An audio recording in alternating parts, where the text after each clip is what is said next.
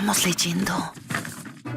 Es hora de viajar a través de las páginas a nuevos mundos y épocas. Leamos entre líneas y descubramos las historias más allá de lo que está escrito. Acércate. Este es El Librero de Naomi. ¡Comenzamos!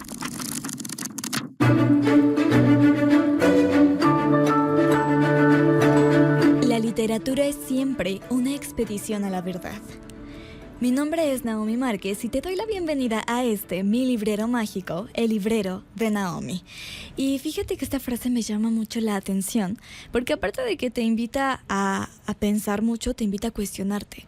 La literatura creo que históricamente ha sido... en varios momentos incluso censurada, o ha sido un foro en el que se pueden decir esas cosas, ya sea muy explícitamente o a lo mejor un poco más entre las líneas, muchas verdades. Entonces creo que iniciar con esto también es una invitación a que te cuestiones, a que leas y que no tengas por seguro todo lo que tú crees, sino que te atrevas a pensar diferente e incluso a retarte a ti mismo. Al menos yo es el giro que le quiero dar a esta frase con la que iniciamos, que es precisamente del autor, de quien hablamos el día de hoy. Te recuerdo que hemos iniciado esta serie que trata de hablar de autores que nosotros consideramos que tienen, aunque sea un poquito de existencialista. Ya iremos platicando obviamente más profundamente sobre las características de esta corriente, pero es una literatura que de repente es un poco más densa, entonces también tener la mente abierta pues para atrevernos a entrar en ella y a cuestionarnos muchas cosas justamente. Y el día de hoy no es la excepción. El día de hoy, además de que te voy a platicar de quién hablamos, quiero que te contactes conmigo a través de nuestros diferentes medios. Por ejemplo, estamos en el WhatsApp, el 449-637-5000, 449-637-5000, donde yo te leo y donde tú puedes ser parte de este programa, dejando un mensaje y, procuraremos estarle dando continuidad. Además, el teléfono en cabina 449-994-6481, 449-994-6481, donde es exclusivo para llamadas. Son 2 números diferentes. El primero es de WhatsApp, el segundo teléfono en cabina. Te recomiendo que tengas los dos ya agendados en tu teléfono para que no batalles en buscarlo, en que si se te perdió el número, que cómo mando mensajes si no lo tengo guardado, a esperar si los repito durante el programa. Te evitas eso si tú desde ahorita ya guardas el 449-637-5000 como WhatsApp y el 449-994-6481 como teléfono de cabina para llamadas. Además estamos en vivo a través de YouTube, que justamente si tú ya estás por ahí acompañándonos, ya sabes de quién platicamos hoy, así que sin spoilers, por favor, a todos los radioescuchas.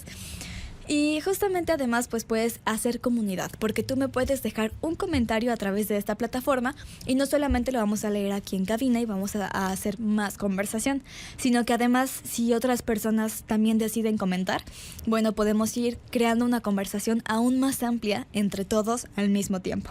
Entonces te invito ampliamente a que vayas en este momento a YouTube, entres, le des clic a la transmisión y que nos acompañes, dejes tu comentario y vayamos enriqueciendo nuestras opiniones.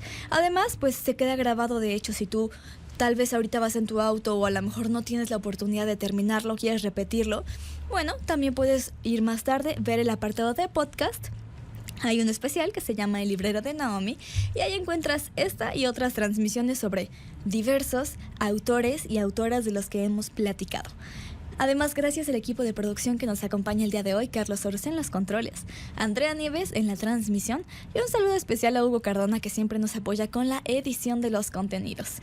Regresando un poco al tema del que platicamos el día de hoy, fíjense que les decía justo que hablamos de autores que tal vez caben en la cajita del existencialismo.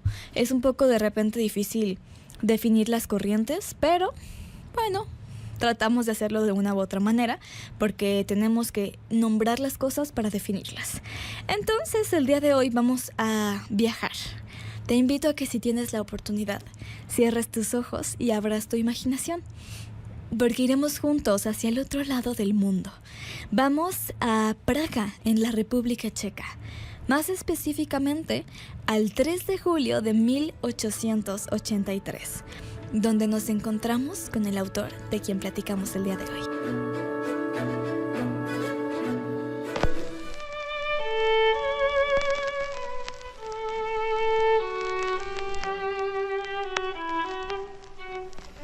Soy Franz Kafka. Nací el 3 de julio de 1883 en Praga, República Checa, en el seno de una familia judía de comerciantes. Crecí en un ambiente de lengua y cultura alemana, profundamente marcado por la figura de mi padre, Hermann Kafka, cuya personalidad dominante influyó en mi vida y en mi obra. Aunque estudié Derecho por decisión de mi familia y obtuve el doctorado en 1906, mi verdadera vocación siempre fue la literatura. Durante mis años universitarios conocí a Max Brod, quien se convirtió en mi amigo más cercano y en una presencia fundamental en mi vida. Después de graduarme, trabajé en distintos bufetes y, desde 1908, en una compañía de seguros. Cumplía con mis responsabilidades, pero nunca sentí ambición por esa profesión. Dedicaba las tardes y las noches a escribir, que era lo que realmente daba sentido a mi existencia. En 1911, conocí a Víctor Yitzhak Lowy, quien despertó mi interés por la mística y la religión judía. Un año después, conocí a Felice Bauer, con quien mantuve una relación llena de dudas e interrupciones que finalmente terminó cuando, en 1917, me diagnosticaron tuberculosis. A partir de ese entonces, mi salud se deterioró y pasé largas temporadas en sanatorios. En 1919 escribí Carta al Padre, un texto que nunca llegué a entregar, pero en el que expresé el conflicto que marcó nuestra relación. Más tarde, viví una intensa relación con Milena Yesenka, reflejada en Cartas a Milena. En 1923 conocí a Dora Diamant, quien me devolvió por un tiempo la esperanza y me acompañó durante los últimos meses de vida. Mi obra fue poco reconocida mientras vivía.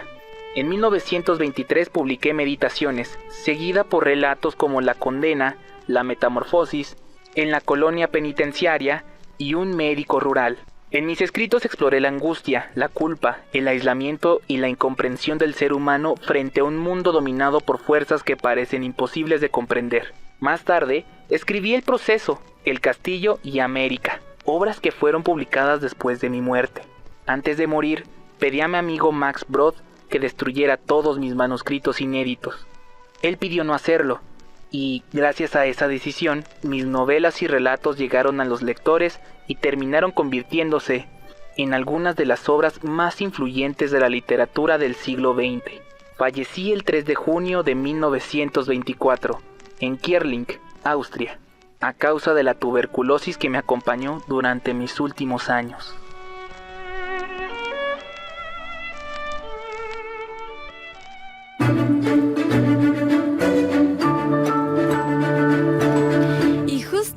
Franz Kafka es de quien platicamos el día de hoy. Tal vez ya lo has leído, tal vez ya conoces pues la que fue o es seguramente su obra más famosa y tal vez te lo dejaron leer en la escuela, en la secundaria o en la preparatoria, o tal vez tú te acercaste a leerlo, o tal vez simplemente solo lo has escuchado, o quizá puede ser el caso que no sepas nada de él, pero el día de hoy vamos a ir desmenuzando más un poco sobre su vida, sobre sus obras y sobre pues esto cómo va impactando más adelante. Y para esto no estoy sola, se encuentra aquí a mi lado nuevamente Frida Julissa Cortés. Ella es licenciada en letras y el día de hoy vamos a platicar juntas de Franz Kafka. ¿Cómo estás, Frida? Bienvenida. Gracias, Naomi. Muy bien, feliz de estar nuevamente en este espacio. Esta ocasión va a ser un espacio filosófico. Filosófico, que justamente algo que, digo, la literatura tiene pues presencia en muchas otras ramas. La filosofía siento que es donde de repente se conjunta o está mucho más presente. Y si bien tal vez esto no es un programa meramente de filosofía, pues lo vamos a tratar de abordar pues desde lo que nos toca, que es lo literario. Claro, siento que son dos ramas que, si bien se separaron, por ejemplo, la carrera de letras hispánicas antes era filosofía y letras, convergen una con otra todo el tiempo y no podemos prescindir la una de la otra. Justamente, como bien dices, conviven y están alimentándose la una de la otra precisamente. Y Franz Kafka, fíjate que me llama mucho la atención, porque yo en lo personal creo que también depende mucho de percepciones, pero yo en lo personal siento que si hablamos de autores existencialistas, Pues Kafka a lo mejor también puede tener otras categorías en las que pueda entrar. O sea, no es como un 100% existencialista, pero si analizamos sus obras, nos damos cuenta que pues hay bastante de esta filosofía dentro de ellas, ¿no? Sí, totalmente filosófico, a pesar de, ya lo comentaremos eventualmente, que no tiene muchas obras, pero en las que sí nos quedaron de él, pues sí percibimos totalmente esta cuestión filosófica, ya sea desde el lado absurdo, tanto como el lado hasta cierto punto burocrático, ¿no? Uy, sí, creo que es una muy buena palabra, burocrático. Y antes de llegar hasta ese punto, porque creo que también es un punto abrumador para muchos de nosotros, Claro. me gustaría regresar al inicio y preguntarte cómo podemos iniciar a platicar de Kafka. Yo creo que Kafka es un autor digerible. O sea, Sí. si bien sus temas son complicados, creo que hay otros autores filosóficos muy complicados, al menos para mí. Por ejemplo, a mí Sartre, ay, no me entra muy bien. Pero en el caso de Kafka, yo creo que lo principal y lo que casi todos conocemos es la metamorfosis, ¿no? Claro La que historia sí. de Gregorio Samsa. Tenemos todos estos edits que últimamente están muy de moda, del bichito. Cuando lo hicieron Coquette, cuando lo hicieron, Sí. no sé, Chacal, un montón de cosas. Sí, o con readaptaciones de pues esta icónica línea en donde nos escribe Sí. lo que piensa Samsa, claro. Sí, que se levantó esa mañana y lo primero que pensó fue en trabajar.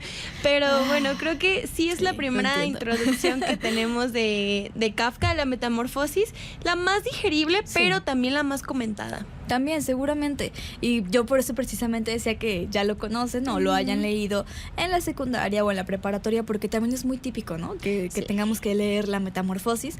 Ya más adelante habrá oportunidad de platicar particularmente de esta obra, porque pues por algo también yo creo que es de las pues más reconocidas de él. Bien nos dice, su obra es corta, pero me llama la atención antes hacer como un pequeño paréntesis, porque creo que a veces sí nos asusta acercarnos a la filosofía, porque pensamos que va a ser muy complejo para nosotros y que a lo mejor nos confunde. Y creo que es parte, ¿no? El confundirse es parte de ir entrando a la filosofía. Yo también hay autores que pues todavía no llego a esos niveles filosóficos o que tenían su mente en un lugar muy diferente al mío y a lo mejor yo todavía no llego a ese nivel. Pero creo que también tener una mente abierta para todos los que nos escuchan y nos acompañan, no tengamos miedo a la filosofía, y precisamente Kafka es un gran autor para iniciar a cuestionarnos estas cosas más incómodas que de repente, pues si nos ponemos más complejos tal vez lleguemos a otros autores, pero Kafka pues no lo pone en un punto a lo mejor yo creo que muy, muy familiar, muy cotidiano, ¿no? Sí, siento que es más digerible, sobre todo por esta cuestión de ser totalmente verosímil, es decir, Sí. te puedes identificar con las situaciones que él narra y justo como mencionas, quizá puede ser un poco complicado en el sentido de que te hace pensar muchas cosas, pero entonces quiere decir que lo estás leyendo bien, Claro. porque la filosofía tiene como función hacerte reflexionar, cuestionar y que eso te lleve a quizá una conclusión o no, a seguir investigando, que preguntas, es claro. lo más probable, ¿no? Seguramente. Y de hecho, algo que quiero destacar de Kafka es que creo que también algo que lo hace muy sencillo de entender, y es una de las características de su obra, es que la describen, o al menos yo encontré que la describen como un sueño, una pesadilla. Entonces siento que todos hemos tenido sueños raros Sí. o pesadillas incongruentes y pues somos de una u otra forma familiares. Y también los temas de los que nos habla son pues muy, muy cotidianos, de hecho. Sí, la primera parte que mencionas como de este sueño / pesadilla, en realidad leí un ensayo que lo describía como un absurdismo onírico. Claro. Y Sí, dije, sí. ay, totalmente, ¿no? Porque es como esta pesadilla en la cual no puedes despertar. Pienso a lo mejor en el proceso, ¿no? Ujú. Que es todo este libro de no sabes qué está pasando y se siente como una pesadilla todo el tiempo, pero a la vez, complementando la otra parte que mencionas, pues sí termina siendo algo muy digerible de entender y que te hace cuestionarte muchas cosas, ¿no? Te identificas. Sí, totalmente. Y pues platicando un poco de su historia antes de profundizar un poco más, digo, creo que también hablar de su historia es clavarnos un poquito, pero creo que gran parte de lo que escribe está influenciado por su relación con su padre, ¿no? Que ya también creo que habrá oportunidad de muy particularmente hablar de una obra que pues es muy evidente que tiene que ver con esa relación. Pero ¿tú crees que esta difícil forma de pues hacer estos vínculos paternos sí es lo que influye o lo que crea como este estilo que de hecho se ganó su propio adjetivo kafkiano? Kafkiano. Totalmente, Naomi. Creo que toda la índole kafkiana converge en su relación familiar, sobre todo su relación paterna, que fue complicada. Y bueno, Kafka cumple otras funciones, ¿no? Pero si hablamos en cuestión a lo familiar y a su personalidad en sí, porque no sé si opines lo mismo, pero Kafka era muy raro, no sé. Creo que sería muy extraño que fuera una persona promedio viendo lo que ha escrito y cómo lo ha escrito. Sí, desde luego. Pero claro, esto nos da un parteaguas de por qué Kafka tiene este tipo de filosofía, ¿no? Uh-huh. Todo esto se centra en el núcleo familiar y se va desarrollando en las dificultades que él tiene como adulto, en su vida social, en su vida amorosa, que ese es también todo un tema que desarrolla. Uh-huh. Y al final pues termina siendo, como tú dices, algo kafkiano. Claro, y digo, también mencionar un poco de esta herencia religiosa que viene de él, porque él viene de una familia judía y sabemos que también pues es una cultura que carga con muchas tradiciones de repente un poco más cerradas, y bueno, eso también obviamente influye en la expresión de una persona o en cómo rompe y después se expresa. Pero volviendo precisamente al estilo de Kafka, el tema decías del absurdismo onírico, quiero profundizar en el tema del absurdismo, uh-huh. porque es parte de lo que yo quería mencionar al inicio, de que estamos hablando del existencialismo, ¿no? Muchos ismos. Pero yo decía, no creo que lo podamos encapsular o meter solo en la caja del existencialismo. Aquí ya vemos nuestro segundo ismo del día, el absurdismo, y no solamente es por decir que lo que escribí era absurdo, porque él es mucho más allá, sino que de hecho el absurdismo fue todo otro movimiento en el que también hay otros autores, que hay muchos que tampoco son 100% absurdistas, pero que también son parte de. Entonces, ¿qué diferencias a lo mejor podemos ver entre una literatura o un pensamiento absurdista y un pensamiento existencialista? Es una buena pregunta, porque creo que no hay como un libro meramente existencialista y uno meramente absurdista. Claro. Al final creo que ambos convergen, pero podríamos decir, al menos en mi opinión, que el existencialismo irrumpe un poco más en la moral, ¿no? Como en toda esta cuestión, aclarar ética y moral, porque la moral es lo que uno tiene. Entonces es la cuestión moral en cómo actúas, cómo eso repercute, y en general como cuestionarte tus decisiones, y también que eso te lleve a cuestionar, pues valga la redundancia, la existencia propia, ¿no? Y el absurdismo parte de eso, pero lo hace cómico en el sentido a ve qué tan absurda es la vida, qué corto es todo, qué efímero es tu existencia. Ya no parte como en el por qué existimos, por qué nacemos, cuál es nuestro propósito. Es más como estás aquí y qué vas a hacer. O sea, cómo vas a partir tu vida a partir de que tú eres el que maneja esa existencia. Y creo que, bueno, a veces cuando pensamos tanto en estos dos términos podemos irnos a clichés, tal vez. Pues sí, el existencialismo pues es como cuestionarse de dónde es el origen del ser. Parte sí, obviamente, pero creo que no se queda en eso. Es algo que pues obviamente se construye más complejo. Y el absurdismo siento que a veces, bueno, al menos a mí me pasaba al inicio, puedes creer que es algo que no tiene sentido, pero no, o sea, sí tiene sentido, pero más bien te cuestiona cuál es el sentido, ¿no? Sí, tiene tan poco sentido que al final tiene todo el sentido del mundo que tengas ese pensamiento, ¿no? Justamente, y que al mismo tiempo, aunque sean pensamientos de repente muy profundos o muy densos, son cosas que seguramente tú que nos escuchas ya has pensado, ¿no? Entonces, sin darte cuenta, ya tienes una noción de lo que es existencialismo y absurdismo. Y también incluso yo creo que leer literatura, ensayo o cosas más relacionadas con estas filosofías bien nos puede de primer momento ayudar a resolver dudas internas, tal vez, como bien nos decías, cuestionarnos o quedarnos con más dudas después, pero bueno, es recomendable de cualquiera de las dos formas. Entonces, Kafka, absurdista, pero también existencialista. ¿Cómo pudiésemos, digo, aparte de un sueño extraño, de un tema un poco a lo mejor kafkiano, parece la redundancia, ¿cómo más podemos definir o explicarle a alguien que a lo mejor tenga una duda de pues, cómo escribía Kafka? Tengo una nota que, pues, no sé, lo cito: filosofía de la experiencia asfixiante y desorientación en un sistema incomprensible. O sea, descifrando toda esta frase, creo que la experiencia de leer a Kafka es desorientada. O sea, como que estás en un mundo, ya comentábamos bien, onírico, pero no es una cuestión onírica positiva, sino es una pesadilla tal cual. Y sientes esta alineación todo el tiempo de no sentirte parte del entorno en el que estás, de el sistema judicial / legislativo en el que coexistes. Y en general siento que Kafka es sentirse totalmente extraño al lugar al que perteneces. No en vano, pues tenemos la metamorfosis, que es esta total alineación. En este caso ya es física, ¿no? Porque él directamente no es un ser humano, pero creo que eso nos ayuda a entender un poco del pensamiento kafkiano, que es simplemente no pertenecer en donde estás. Que justamente el tema, la palabra sistema. El sistema creo que es algo bien importante de entender aquí. Y que sí repercute y que yo creo que sí traumó mucho a Kafka el tener que pertenecer a un sistema. Y creo que muchas veces decimos, o escuchamos, ¿no? Como, es porque así es el sistema, o el sistema así lo dicta. Y uno se pregunta, al menos yo sí me he preguntado, pues entonces, ¿qué es el sistema, no? O sea, definamos qué es el sistema, quién es el sistema, porque le echamos la culpa al sistema, pero... El Maciosare. El Maciosare. Justamente. Creo que no hay como una respuesta correcta a qué es o qué no es el sistema, pero hablando del contexto de Kafka, el sistema lo podemos entender precisamente como figuras que rigen cierto orden, ¿no? Cierto régimen que dicta cómo debe de ser una persona que funciona en la sociedad.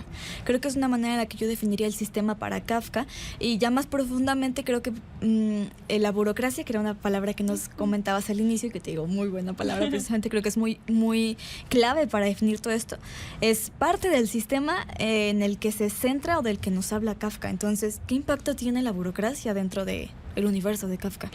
En primera parte tenemos que Kafka no pertenece a su sistema familiar, que es una cuestión. Y después nos damos cuenta que tampoco pertenece al sistema burocrático, porque Kafka desde un inicio dijo que quería escribir y que quería hacer literatura, pero volvemos al inicio, esta figura paterna que se opone. Entonces ya se rompe su sistema familiar y él creo que había estudiado química y como a la semana se salió para estudiar leyes, ¿no? Sí, bueno. Y creo que es a partir de ahí que Kafka se hace más consciente directamente del sistema, en este caso burocrático, que rige todos los procesos, y cómo hay cosas que nunca llegaron a una conclusión, como su vida misma, ¿no? Entonces creo que Kafka es parte de estos dos sistemas, tanto el familiar como el sistema burocrático, en el cual se siente totalmente alienado, no pertenece a ninguno y se da cuenta de las rupturas que han tenido estas en su vida y termina por ser totalmente enajenado a ellas. Sí, completamente. Y justo el sistema burocrático, es terrible. Creo que todos nos hemos enfrentado a él de alguna u otra manera, a pesar de que creo que también se han hecho esfuerzos porque los trámites o en general lo que tiende a ser burocrático no lo sea tanto, pues de una u otra manera siempre nos enfrentamos a él. Pero creo que también otra parte importante es que él se cuestiona esta parte de lo que uno tiene que hacer, ¿no? Creo que no es el primer autor que se lo ha cuestionado, tampoco va a ser el último que lo haga, y cada uno va a tener una perspectiva diferente de cómo deben de ser las cosas o no deben de ser. Pero él se cuestiona justamente esta parte.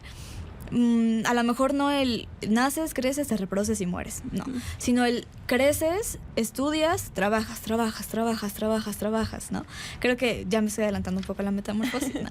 Entre otras cosas, pero cómo se cuestiona el sistema, pues sí, tal cual burocrático, y en el momento en el que uno que representa para ese sistema, y que si eres o no funcional, y eso te da un valor. Totalmente. Es como, ¿qué pasa cuando no cumples tu papel en la sociedad? ¿Qué sucede cuando no cumples el rol que se te ha establecido? Y como ya lo comentamos, no cumplió, entre comillas cumplió, su rol familiar. Claro. No cumplió tampoco el ya trabajar en lo que le dictaba su padre, porque de todos modos su padre pues seguía sin darle la aprobación que él tanto necesitaba. Y también cuando sale al exterior, afuera del núcleo familiar, pues tampoco encuentra una pertenencia, ¿no? Entonces siento que esto crea un brote hasta cierto punto en Kafka, en sentirse totalmente exagerado adentro y afuera de la sociedad. Y algo que también creo que es clave en Kafka es nuevamente la cuestión de tener un rol en la sociedad, porque se espera que tengas un trabajo, bueno, ya lo tenía, ¿no? pero ¿qué más se espera en esa época? Que tengas una familia, que tengas un matrimonio por lo menos, y Kafka nunca puede cumplir eso, ¿no? O sea, ya sea por, no sé, es que también siento que el niño estaba muy dañado, Sí, pobrecito. pero tenía varios compromisos y ambos los terminó, creo que a 2 chicas, a Milena le mandó un montón de cartas, pero al final también la dejó. Entonces decimos en algunas palabras que Kafka no cumplió su rol en la sociedad, ¿no? Como escritor tampoco lo cumple porque se dedica a desechar sus obras una tras otra. Entonces, ¿qué rol cumplió Kafka realmente, no? Y creo que esto es parte del existencialismo de él mismo, ya ni siquiera como en sus obras, sino el existencialismo tal cual en la vida de Kafka, que nunca llega a cumplir el rol que se le asigna. Claro, y digo, creo que aquí también es un tema bien profundo y nos vamos a ir metiendo, creo que ni siquiera tan adentro de lo que es cuestionarnos muy existencialistas, creo que esto es muy superficial, pero entonces dices, el sistema te impone una creencia o tú te autoimpones una creencia que se alinea a un sistema, ¿no? Es una pregunta que me llega reflexionando en torno a Kafka, pero hay otro punto que creo que es parte de esto, que es la culpa, porque bien nos decías que a lo mejor entre lo que se espera que debe de ser o debía de ser un hombre en aquel momento, una persona que trabajara, una persona que produciera algún ingreso, una persona que generara un valor a la sociedad, una persona que tuviera una familia, etcétera. Al no generarlo, esto también puede, pues, una culpa, ¿no? Una culpa que cargas y que muchas veces, incluso en la literatura, pues es un peso, se ha descrito como un peso muy grande, pero es un peso que uno mismo no suelta. Sí, y es un peso angustiante. Creo que la obra de Kafka es muy angustiante. Todo el tiempo sientes como esta presión, tanto de el rol que debes cumplir, como cuando estás viendo que ya no se cumple, que no se va a cumplir, y como esta decepción. Siento que Kafka sentía que decepcionaba a todos, ¿no? Porque creo que la única vez que sí publicó un libro, que fue el de Meditaciones, a sugerencia de su amigo, mandó una carta de disculpa. O sea, ya le habían aceptado la editorial y todo, y Kafka aún así anexó una carta de disculpa. Perdón por enviarte esto. Sí, discúlpame, quizá estoy seguro que lo que vas a leer no es lo suficientemente bueno, mi amigo insistió en enviarlo, me disculpo reiteradamente por decepcionar. Y yo, Kafka, relájate un rato. Tómate una pastillita, tranquilo. Sí, entonces creo que la obra de Kafka es sumamente angustiante. Sí, no, precisamente, y creo que esto también surge pues de esta inseguridad, ¿no? Que bueno, no somos psicólogos aquí, pero si nos vamos hacia lo que uno más o menos entiende y sabe de lo que es el trauma familiar, pues obviamente lo debemos a relacionar con la desaprobación paterna, ¿no? Sí. Y esta inseguridad de necesitar aprobación y no sentirse suficiente en cualquier rubro de su vida. Justo me llamaba la atención esto que decías, que realmente él no publicó y creo que en parte por eso no se conocen muchas obras de Kafka, a lo mejor por eso podemos reducir sus títulos en pocos, pero precisamente lo que se conoce es porque antes de morir, Kafka le ordenó a un amigo suyo, al escritor Max Brod, que desechara todo, o sea, que no permitiera que ninguno de sus textos viera la luz, pero gracias, afortunadamente, su amigo no le hace caso y pues publica, ¿no?, el contenido inédito, y es por eso que también tenemos muchas de las obras de Kafka, pero si no fuera por eso, pues seguramente hoy no estaríamos platicando de él aquí. Sí, porque todo el tiempo se dedicaba a purgarlas, él mismo las quemaba en la chimenea, y también es algo curioso su amistad con Max Brod, porque llevaban años, literal años de amistad, hasta que Kafka le dijo, ay, es que no te había dicho, pero escribo, o sea, y el otro como de, ¿qué? Sí, es entonces cuando Max Brod lo incita, lo motiva, eres un buen escritor, hazlo, ¿no? Y ya la anécdota que acabo de relatar, sí publican, que creo que Meditaciones es la única obra que sí se publica en vida, los demás son de manera póstuma, pero lo podemos contar con los dedos de la mano, sí, son realmente muy pocas, pero bueno, cantidad o calidad, también las que hay son también muy buenas. En parte por su autocrítica y ser muy, muy selectivo con lo que se quedaba sin quemar, pero ya que estamos hablando de estos títulos pocos, pero muy vastos y muy significativos, ¿qué te parece si vamos a escuchar las recomendaciones literarias? Claro. Si la lectura es tu pasión, aquí te va nuestra recomendación.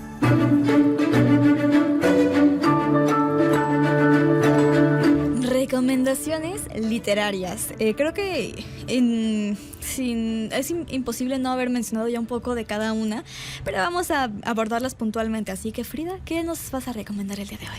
La recomendación que les traje para hoy es nada más y nada menos que Carta al Padre. ¿De qué tratará?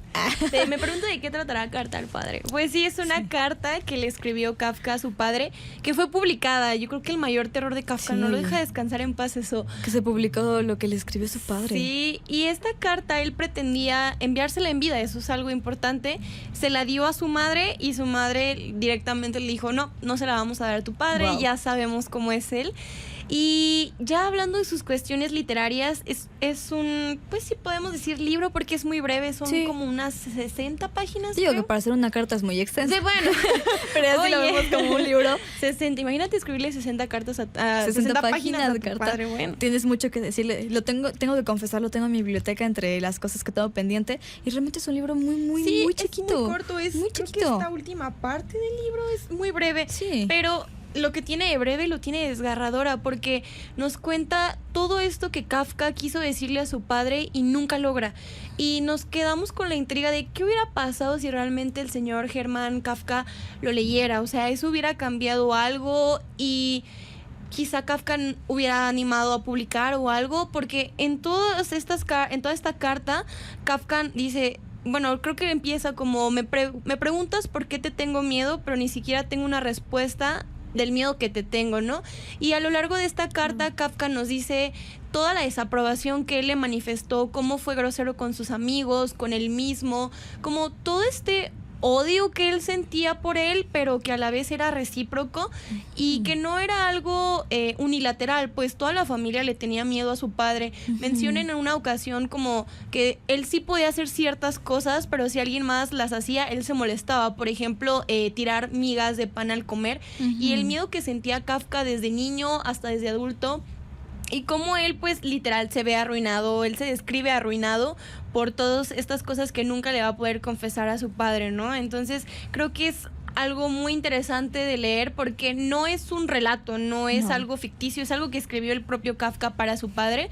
Entonces, quisiera recomendárselos porque quizá es lo más directo que tenemos de Kafka. Y justamente desde un punto muy vulnerable, porque bien dices, yo creo que es la pesadilla, él no descansa en paz sabiendo que la parte más vulnerable y cruda de él, que le estaba confesando a su padre, que ni siquiera se fue con, pues, sabiendo que su padre lo había leído, o sea...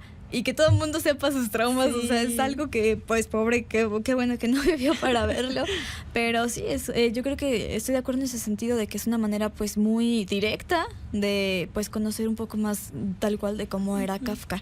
Y precisamente me llama la atención este punto porque veo que hay ciertos factores, ¿no? Veo que hablamos de familia, veo que hablamos de aprobación y de familias que tienden a ser disfuncionales, ¿no? No hablemos mucho de familias funcionales porque creo que si ahora en pleno 2026 de repente es un poco difícil construir una familia funcional, imagínense en aquellos entonces donde los roles eran muy distintos, donde justamente uno no podía acercarse a su papá a decirle algo, bueno, era una cosa pero pues mucho más difícil. Pero creo que estos tres factores de familia, aprobación y temas disfuncionales se replican en la recomendación que yo les traigo, que es precisamente pues la más conocida, la metamorfosis. No podía no recomendarlo, yo sé que seguramente ya muchas personas que nos escuchan ya la leyeron, o yo sé que seguramente ya la han escuchado, han leído alguna reseña, se los han platicado, pero independientemente yo quiero recomendarlo tanto para quienes no lo conozcan como para los que ya lo hayan leído, que le den una releída, porque algo interesante no solo en general de la literatura, sino más allá también en este tipo de literatura que tiende a ser más filosófica, es que cada vez que la leas vas a descubrir algo diferente, ¿no? Entonces es una recomendación que va para absolutamente todos. Y justo nos habla la historia de Gregorio Samsa, que es un comerciante que un día despierta transformado en un insecto. Que algo interesante es que Kafka realmente nunca nos describe cómo es, o sea, bueno, nunca nos da a entender qué tipo de insecto es. Si lo vemos hoy en muchas portadas es como un estilo de cucaracha, pero nunca, pues realmente nunca te dice que sea así, ¿sabes? Solo te dice que tiene como un caparazón y patas, se interpreta como quieran interpretarlo, pero justo decidimos para quienes nos siguen por YouTube tener una portada que no trajera ningún bicho en ella, porque pues no es, la idea es que uno se lo imagine, ¿no? Que no lo veas en la portada. El caso es que Gregorio Samsa se despierta siendo un insecto, alguien distinto a sí mismo en otro cuerpo. Y antes de preguntarse por qué está pasando esto, qué onda, por qué soy un insecto, porque él se da cuenta porque no se puede dar vuelta de la cama, porque estaba con las patas para arriba, lo primero que piensa es, tengo que ir a trabajar. Entonces, literalmente no se preocupa por lo que le está pasando y es tanta su preocupación y tal vez la opresión del sistema que él se pregunta y su única preocupación es, tengo que ir a trabajar. Y yo creo que a todos nos ha pasado, al menos todos los que trabajamos, y quiero que se lo cuestionen. A lo mejor no se han despertado siendo un insecto, pero se han despertado con otros temas y les preocupa ir a trabajar. Entonces, también para ustedes va esta recomendación literaria. Y justamente, ya después de que no sabe qué hacer, que tiene que trabajar, bueno, finalmente su familia, aquí la familia es importante, y el jefe también logran entrar en su cuarto y se dan cuenta de que es un aspecto completamente diferente. No hace nada, simplemente retroceden y lo dejan encerrado. Al no poder trabajar, Gregorio se convierte, él era el sustento económico de su familia. No es spoiler, tal vez estoy contando demasiado, pero les insisto que cada palabra te hace cuestionar cosas y esto solo es la premisa. Realmente el libro no es muy extenso, también es bastante corto, pero va a haber muchas otras cosas que yo no te estoy platicando que vas a descubrir mientras lo leas. Entonces retomo. Al no poder trabajar, Samsa se siente como inútil porque él era el sustento económico de su casa. Su familia empieza a ver pues, cómo nos vamos a mantener, qué hacemos, buscar la manera, pero les empieza a dar vergüenza que se sepa o que él esté ahí. Al principio como que un miembro de la familia sí le intenta procurar, le lleva agua, no, digamos lo cuida, pero finalmente terminan rechazándolo completamente. Más adelante, cuando digamos la función de proveer está completamente cubierta y ya el papel de Gregorio Samsa no es relevante de esa manera en su familia, él pasa a ser completamente innecesario, es completamente reemplazable. Finalmente, no, bueno, creo que sí sería spoiler, pero entonces ya no se los voy a decir, pero cuando deja de ser indispensable, vemos un desenlace interesante en esta obra y justo vemos cómo hay un personaje que tiene una familia que a lo mejor tiende a ser disfuncional y que busca mucha aprobación. La aprobación de ser un proveedor, la aprobación de ser un buen trabajador, la aprobación de su familia, de su padre incluso, ¿no? Nuevamente replicado por acá. Y ya analizando un poquito más, el autor Kafka nos plantea cómo el sistema económico va validando la identidad de las personas. Justamente, si tú produces, si tú generas dinero, si eres un miembro funcional de la sociedad, tienes valor. Si no, lo pierdes completamente. Como si tu individualidad y como si el ser humano no fuera ya suficiente para ser valioso, ¿no? Y bueno, esto nos habla obviamente de algo muy deshumanizado y de una rutina y de un sistema que ya abordábamos antes. Y pues también más adelante algo interesante de analizar es el símbolo del cuerpo, porque el cuerpo cambia, entonces Gregorio deja de ser Gregorio, entonces nos aísla la mente de un entorno que pues ya, o sea, él mismo ya ni siquiera se reconoce, se siente tan perdido que no reconoce su cuerpo. Esto también es un símbolo de una u otra manera. Y nuevamente la culpa, que ya hablábamos también de ello, pues Gregorio, el personaje, experimenta una constante culpa por fallarle a sus padres, fallarle al sistema, por no pagar las deudas, por fallarle a su jefe, y eso pues finalmente también va acelerando el desenlace de lo que es esta obra. Te digo, seguramente ya la han leído, la han escuchado, pero es interesante verlo desde esta óptica, con este contexto, y darle una segunda lectura o tercera, o en la lectura que tú vayas de la metamorfosis y notar cosas diferentes y a lo mejor, ¿por qué no?, irlo comparando con la actualidad. Y esa es mi recomendación. Así que aquí tienen 2 recomendaciones. Yo creo que, más allá de esto, cualquier obra de Kafka es bastante recomendable. Ninguna es muy extensa en realidad.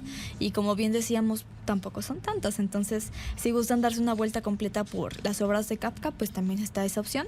Pero aquí 2 recomendaciones puntuales serían Carta al Padre y también La Metamorfosis. Y bueno, continuamos hablando entonces de Kafka. Frida, ¿tú crees que hay algún autor que tal vez haya tomado como referencia a Kafka más adelante? Uy, muchísimos.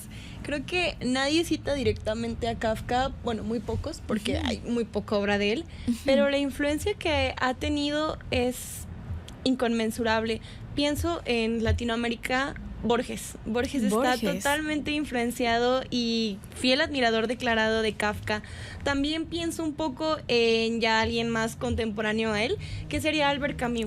Ah, claro, que Camus también por ahí lo tenemos abordado.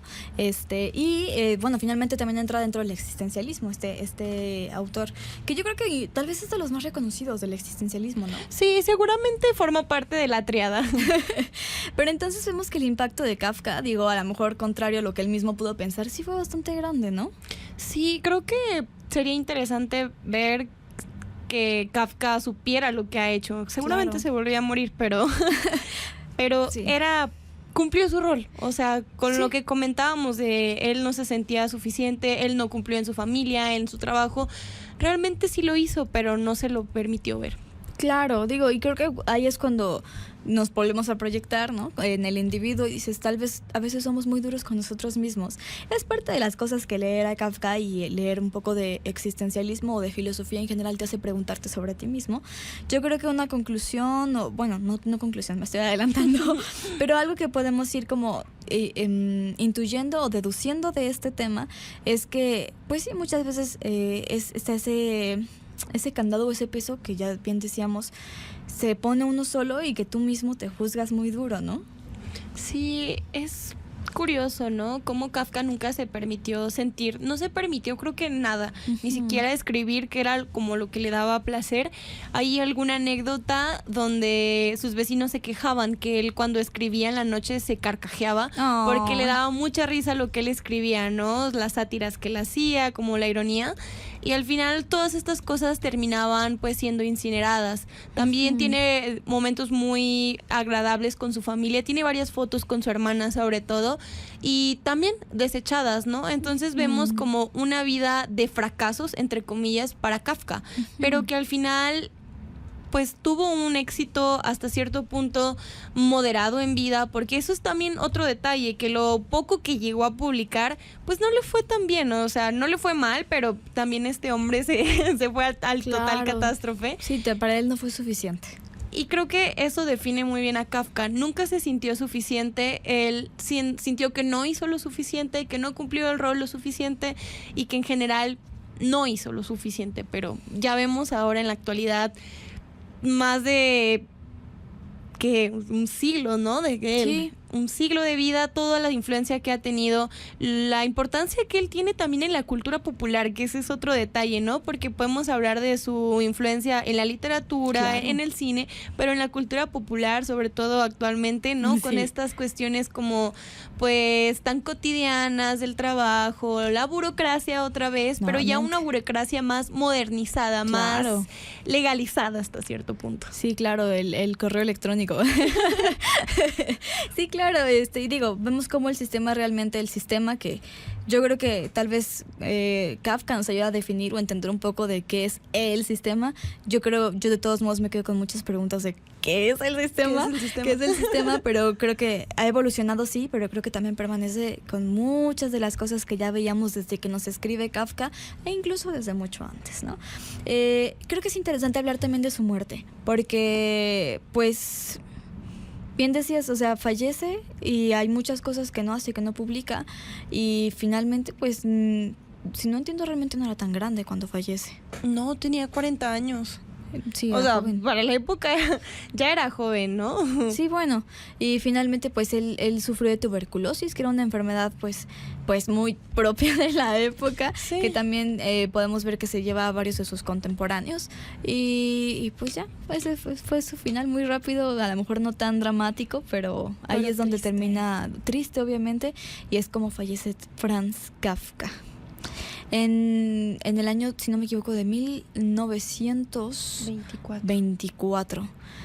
Pues casi iniciando el siglo anterior. Sí. Y a pesar de eso, pues como bien dices, más de 100 años y seguimos hablando de Kafka y seguramente seguiremos hablando de él. Claro, es que es inconmensurable todo lo que aportó, a pesar de que él no haya sentido que fue así. Y justo como comentabas, sus últimos días de vida fueron muy trágicos porque Kafka ya se había deslindado, en el buen sentido, de su familia, ya estaba viviendo en otros lados, y luego de que le da esta enfermedad regresa al núcleo familiar. Entonces imagínate esos últimos días de vida con su padre, como Volverse a sentir que enfrentar. había fracasado una y otra vez, y que la mujer con la que se iba a casar, me parece Dora Maar, al final pues termina abandonado por ella, ¿no? Qué difícil debe haber sido ser Kafka, pero de todos modos fue una gran persona que él mismo fue el primero que no vio el valor que tenía. Pero bueno, antes de seguir con más tragedias, ¿qué les parece si vamos precisamente a escuchar cuál es el reto de escritura de esta semana? Para alcanzar el honor, no necesitas una reluciente armadura, sino la creatividad para cumplir con el reto de escritura.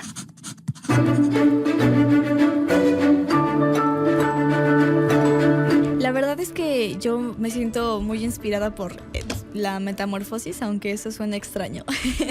Y el reto de escritura que quiero proponerles esta semana va derivado de ello. No quiero que hagas algo que sea la metamorfosis 2. Esto no es el objetivo de este reto de escritura, sino que quiero que te preguntaras ¿qué pasaría si un día despiertas y estás fuera de tu cuerpo? Esto puede ser en muchísimas vertientes, no precisamente que se te despierte siendo un insecto, sino que ¿qué pasaría? Es lo que tú me vas a contar. Puedes despertar, por ejemplo, siendo un objeto.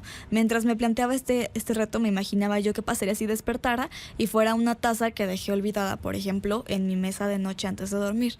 Es a lo mejor algo muy absurdo, muy ridículo, pero es algo de lo que tú puedes escribir. De todo hay inspiración y de todo hay algo que contar. También puedes ser otra persona, no precisamente puedes ser un objeto, un animal, sino que también otra persona viva, que conozcas, alguien que ya tal vez sea un personaje histórico. Hemos visto muchas historias de cambio de cuerpo. Algo que no sea tu cuerpo es en donde tú vas a despertar y vas a escribirme qué pasaría. Incluso también puede ser algo no físico. ¿Qué pasaría si despiertas si no tienes ni siquiera un cuerpo? Ni un humano, ni un objeto, ni un animal, ni un insecto, que simplemente no tienes un cuerpo. Entonces quiero que tú te cuestiones eso y me vas a escribir qué pasaría si un día despiertas fuera de tu cuerpo. Y quiero que tengas esa confianza de compartírmelo, que seguramente yo sé que como Kafka a lo mejor tenemos dudas de nosotros mismos, pero pues yo te aseguro que tú eres un gran escritor y bueno, yo estoy más que dispuesta y más que contenta a que me compartas tus textos al 449-637-5000 o a través de redes sociales por Instagram, Facebook y TikTok. Me puedes mandar un mensaje directo en Conexión 92.7 o hacer alguna publicación en donde nos etiquetes para que podamos ubicar por ahí tu texto y tu reto de escritor. Ahora, también si incluso no te sientes todavía en la confianza de compartirlo, está bien, no pasa nada. Yo sé que son temas que a lo mejor uno quiere de repente mantener más personales, pero bueno, también puedes escribirme un mensaje por los mismos medios y decirme que tú ya cumpliste tu reto de escritura y con eso te ponemos la palomita. Si deseas compartir algo, bueno, lo estaremos comentando la siguiente semana. Y nos queda poco tiempo, nos quedan unos pocos minutos más, así que vamos cerrando con Kafka. Frida, ¿cómo podríamos concluir de este escritor? Creo que podemos concluir un poco al igual que una obra de Kafka con algo un poco desesperanzador y es que Kafka no tiene, al menos en la mayoría de sus obras, no tiene un final feliz, ¿no? O sea, siempre son como muy desalentadores, pero que eso no los desanime a leerlos porque tiene muchas cuestiones su obra, te hace plantearte muchas cosas y realmente creo que tienen un aprendizaje sumamente invaluable todas sus obras, ya sean los pequeños cuentos que escribió como las 4 grandes obras que se le conocen. Entonces sí o sí tienen que leerlo y pónganse a contemplar qué pasó por ahí. Yo me quedo con algo similar precisamente, pues creo que primero que nada animarse a hacer cosas diferentes, leer de repente temas filosóficos o existencialistas, como bien dices, no nos va a dejar el final feliz, ¿no? Pero creo que cumple una de las grandes funciones que puede tener la literatura y que hemos mencionado en este espacio muchas veces, que es incomodar. Entonces nos va a incomodar y eso nos va a hacer cuestionarnos y a partir del cuestionamiento, pues también, ¿por qué no? Puede surgir el cambio. Entonces puede ser un cambio personal incluso o un cambio a mayor escala. Entonces yo te invito a que lo leas, a que te cuestiones y a que te animes y a que no te quedes en tu zona de confort, que te avientes hacia los lados filosóficos, obviamente teniendo en cuenta que no te vas a encontrar a lo mejor, como bien decíamos, el final feliz, que de repente va a ser pesado, pero que vale la pena pues conocer de todo como lectores. Y muchas gracias, Frida, por estar aquí. ¿Hay alguna manera en que podamos seguirte? Gracias. Estoy en Instagram como @vine.acomala. Ese es mi usuario. Excelente. Muchas gracias por estar aquí. Gracias a ti por invitarme una vez más y toca despedirse y ser un bichito mañana en la cama. Quién sabe cómo despertemos mañana, pero pues tal vez sí despertamos igual. Y gracias también a ustedes que nos acompañaron, gracias al equipo de producción. Y justo yo, antes de irme, te quiero dejar con una narración, que es un pequeño fragmento, es un cuento que se llama Ante la Ley. Ante la Ley es una de las, pues se le puede describir como parábola más famosa de Franz Kafka. Fue publicada originalmente en 1915 y posteriormente se integró en un capítulo de una novela que es llamada El Proceso, una novela también de las más famosas de Kafka. El relato narra la historia de un campesino que intenta acceder al interior de lo que se le llama la ley. Sin embargo, se topa con un guardián que le prohíbe la entrada y le dice que por el momento no puede entrar. No le dice que no puede entrar, sino que por ahora no puede hacerlo. Entonces este relato nos va platicando un poco el pensamiento de este campesino, si decide, si no decide, y qué pasa en torno a esto, y qué es la ley también en este contexto. Espero que lo disfrutes, que te cuestiones cosas, y bueno, muchas gracias por acompañarme, por regalarme esta hora de tu día. Te recuerdo que este programa se queda también grabado, si tú lo quieres repetir, compartir o verlo más adelante, también está ahí en el apartado especial de podcast del canal de YouTube de Conexión 92.7, y pues nos escuchamos en la próxima emisión de Mi Librero Mágico, el librero de Naomi. Ante la ley, Franz Kafka. Ante la ley hay un guardián.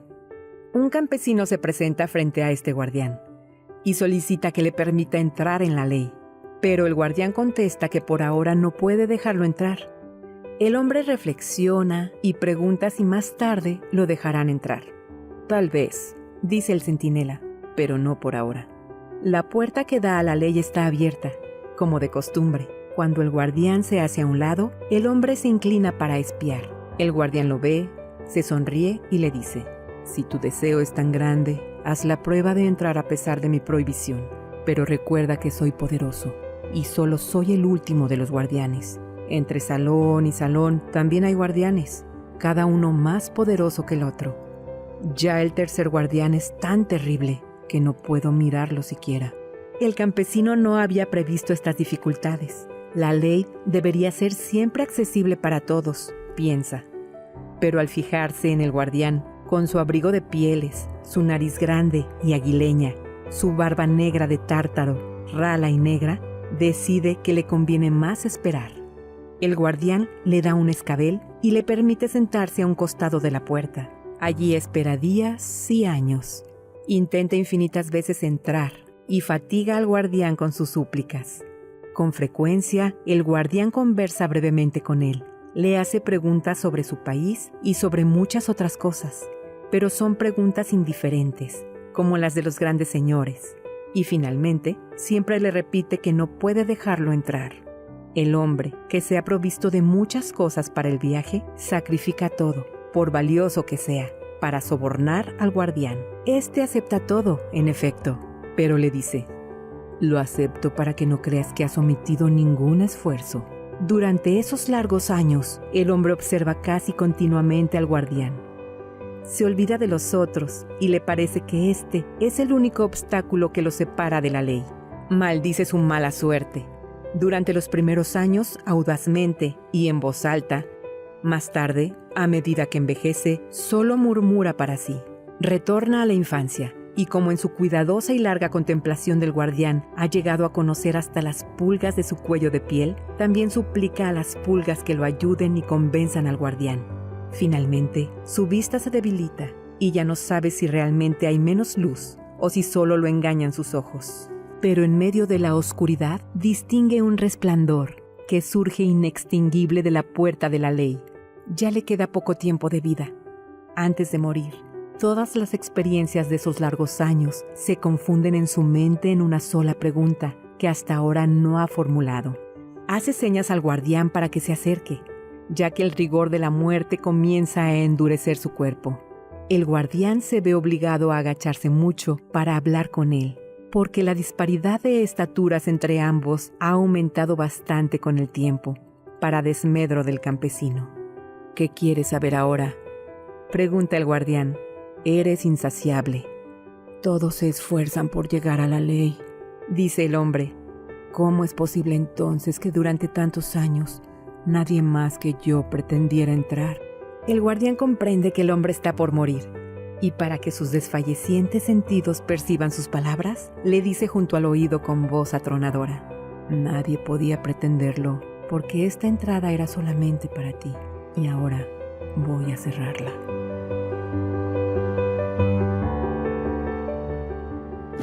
Y colorín colorado, esta historia no ha terminado.